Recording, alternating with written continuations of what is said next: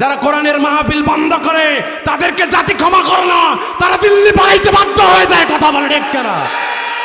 অতএব প্রাণের প্রিয় ভাইরা, আমরা অতীত থেকে শিক্ষা নিয়ে আমাদের সামনের জীবনগুলোকে আমরা গঠন করব, পারবো ইনশাআল্লাহ। আমরা কোরআনের সাথেই থাকবো। কারা কারা একটু হাতগুলো দেখি।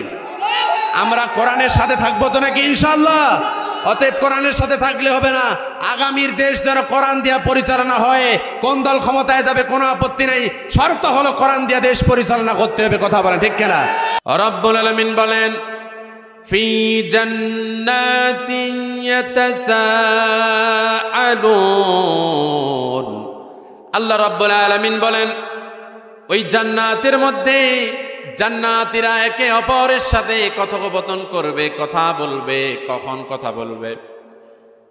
যখন রব্বুল আলামিন বিচার দিবসের দিনে যারা জান্নাতে চলে যাবে আর যারা জাহান্নামে চলে যাবে, আল্লাহ রব্বুল আলামিন যারা জান্নাতে প্রেরণ করবেন যে সমস্ত বান্দাদেরকে, এই বান্দারা জান্নাতে যাওয়ার সময় জান্নাতে যখন প্রবেশ করবে, জান্নাতে যখন অবস্থান করবে, আর যারা জাহান্নামের মধ্যে যাবে, ওই জাহান্নামীদের আযাব এবং কষ্ট কি রূপ হচ্ছে এই জান্নাতীদেরকে আল্লাহ তাআলা দেখাবেন। এরকম করে একটা এলইডির মতো ব্যবস্থা আল্লাহ তাআলা করবেন, আপনি সব কিছু সেদিন দেখতে পাবেন। যেমন ওই যে মাছের অ্যাকুরিয়াম আছে, এই পাশ থেকে মাছগুলো পানির ভিতরে চলাফেরা করে, চলতে চলতে আল্লাহ রাব্বুল আলামিন ওই যে মাছের অ্যাকুরিয়াম আছে, যেমন এই পাশ থেকে মাছগুলো যেভাবে চলাফেরা করে, ঠিক একইভাবে জান্নাতীরা ওই জাহান্নামীদেরকে দেখতে পাবে। তাদের কি আযাব হচ্ছে, তাদের কি শাস্তির মধ্যে আছে। তাদেরকে কারো জিহ্বা দিয়ে, এই যে কাঁচি দিয়ে জিহ্বা কাটা হচ্ছে, কারো লজ্জাস্থানে বললাম ঢুকিয়ে দেওয়া হচ্ছে, কাউকে উপর থেকে ফেলে নিচের দিকে ফেলে দেওয়া হচ্ছে, উপর থেকে নিচ থেকে, আর শুধু চিৎকার করতে আসে। এমন সময় জান্নাতীরা একে অপরের সাথে কথা বলতেছে, ভাই ভাই, আমি তো দেখতে পাচ্ছি ওই জাহান্নামের মধ্যে আজকে কিছু ব্যক্তি জ্বলতেছে। ওই জাহান্নামের মধ্যে যাদেরকে দেখতে পাচ্ছি তারা আমার গ্রামের ছিলাম, আমার পাড়ার ছিলাম, একই বাজারে আমরা চলাফেরা করেছি, একই সাথে আমরা খানা না কত খেয়েছি। ওই তো আমাদের এই এলাকার মেম্বারে ছিল, চেয়ারম্যান ছিল, কিংবা অমুক দলের নেতা তো ছিল, কি ভাবসাব ছিল। আজকে দেখতে পাচ্ছি সেই ব্যক্তিরা জাহান্নামের মধ্যে জ্বলতেছে। একে অপরের সাথে যখন কথা বলবে, এক পর্যায়ে সিদ্ধান্ত নেবে যে আমরা তো বলতে পারবো না, আমরা একটু জানতে চাই কি কারণে তারা আজকে ওই জাহান্নামের মধ্যে জ্বলতেছে। সাথে সাথে যখন তারা কথোপকথন করবে, আল্লাহ তাআলা বলবেন ওই পাপিষ্ঠদের সম্পর্কে যখন বলেছেন ওয়া আনিল মুজরিমিন, এই যে অপরাধী জাহান্নামীরা রয়েছে, পাপীরা রয়েছে, তাদের বিষয়ে কথা বলতে বলতে এবার চিন্তা করবে যে তারা কেন জাহান্নামের মধ্যে জ্বলতেছে। আল্লাহ তাআলা সেই কথা বলেছেন মা সালাকাকুম ফি সাকার, তারা জাহান্নামের এই আগুনের মধ্যে জ্বলতেছে কিভাবে, কি কারণে তারা জাহান্নামের মধ্যে আসলো, কি কারণে জাহান্নামের মধ্যে তারা প্রবেশ করলো। এ কথা বলার সাথে সাথে এই জান্নাতের এবার জাহান্নামের প্রধান ফটকে যে ফেরেশতা থাকবে জাহান্নামীদের গেটে, ওই ফেরেশতার নাম হলো মালিক। ওই মালিক নামক ফেরেশতাকে গিয়া বলবে, ভাই আমরা দেখতে পাচ্ছি আমার এলাকার অমুক অমুক ব্যক্তিটা, ওকে দেখা যাচ্ছে, আরেকজনকে দেখা যাচ্ছে জাহান্নামের মধ্যে জ্বলতেছে। কি কারণে তারা জাহান্নামের মধ্যে জ্বলতেছে?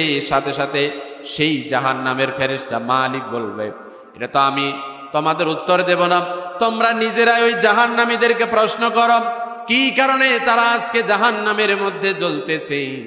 এবার জান্নাতীরা যখন ওই জাহান্নামীদেরকে যায় বলবে, ভাই কি কারণে তোমরা আজকে জাহান্নামের মধ্যে এসেছো, কি কারণে তোমরা জাহান্নামের মধ্যে বলেছো? তারা জবাব দেবে, ক্বালু লাম নাকু মিনাল মুসাল্লিন।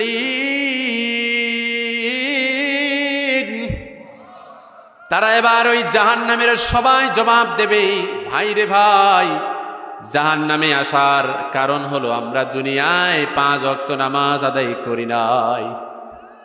কি করে নাই?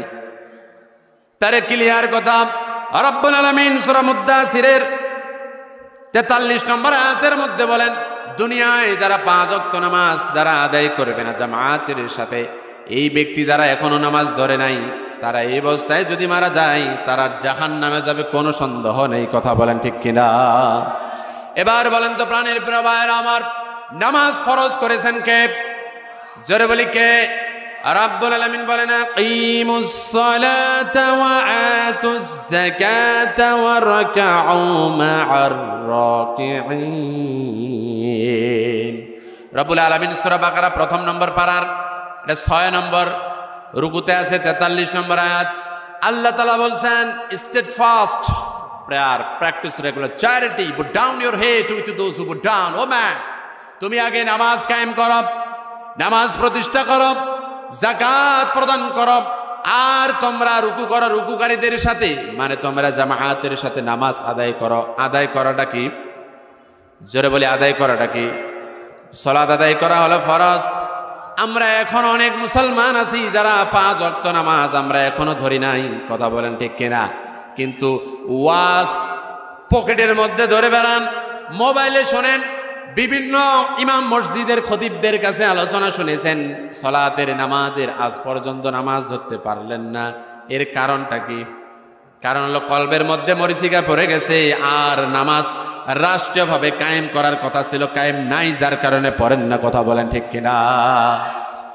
আল্লাহ তাআলা বলছেন শোনো, এরকম করে ওয়াজ করে মানুষদেরকে আপনি আমি সারা জীবন যদি আলোচনা শোনাই, হয়তো কিছু কয়েকজন ব্যক্তি পাওয়া যাবে শুধু নামাজে, কিন্তু নামাজ কায়েম হওয়া সম্ভব নয়।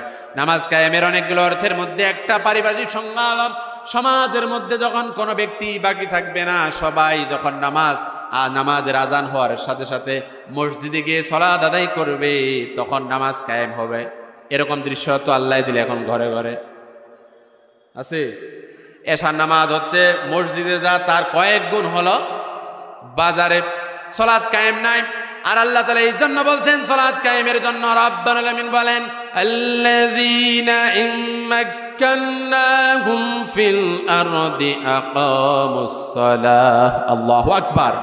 রাব্বুল আলামিন সূরা হজের 41 নম্বর আয়াতের মধ্যে বলেন, শোনো দুনিয়ার মানুষ, যারা এই পৃথিবীর ময়দানে, যারা ওই রাষ্ট্রের মধ্যে, ওই জনপদদের মধ্যে যারা ক্ষমতাশালী হবে, যারা কর্তৃত্ব হবে, যারা সরকারের মধ্যে থাকবে, তাদের 1 নম্বর কাজ হবে তারা রাষ্ট্রীয়ভাবে নামাজকে তারা কায়েম করবে। কথাকার? জোরে বলি কথাকার? রাষ্ট্রভাবে নামাজ কায়েম করা দায়িত্ব হলো সরকারের, কথা বলেন ঠিক কিনা? আল্লাহ তাআলা বলেছেন সূরা হজের 41 নম্বর আয়াত খুলে দেখেন। প্রাণীর প্রিয় ভাইরা আমার, তার বাস্তব প্রমাণ দেখেছিলাম। করোনা যখন হয়েছে, বলেছে 4টার পরে বাজারে থাকা যাবে না। মসজিদে নিয়মিত মুসল্লিরাও আমরা সামনের কাতার পাই নাই, পিছনে দাঁড়ানো লাগছে, কথা বলেন ঠিক কিনা? কথা বলেন। আইন নেই, কয় 4টার আগে যাবেন না। আমার বাবা সকালে খরচ করতে যায়, আমি বললাম এত সকালে কেন? কয় ওদিন একটা মুরব্বীরে এমন সেনাবাহিনীর গাড়ি শুধু ঢুকছে, এমন দৌড় মারছে, সাইকেলের উপর দিয়া পড়ে গেছে। মুরব্বীকে যখন বলল এত দৌড়াইছেন কেন? কয় বা আমি বুড়া মানুষ, যদি কান ধরে ওঠায় বসায় মোর কি মান সম্মান থাকিবে? কথা বলেন। তা মান সম্মানের জন্যই যদি শুধুমাত্র দৌড় মারে আর মসজিদ যদি বজায় হয়ে যায়, যখন আপনাকে আমাকে ইসলামী আইন কায়েম হবে, রাষ্ট্রভাবে নামাজের দিকে ধাবিত হতে হবে, যখনই নামাজের আজান হবে সাথে সাথে মসজিদে যাইতে হবে। বলেন দেখি, বুড়া বলেন, যুবক বলেন, আর স্যাঙ্গারা বলেন, আর আমার মায়েরা বাসায় নামাজ আদায় করবে, সমস্ত মানুষেরা মসজিদে আসবে কি আসবে না?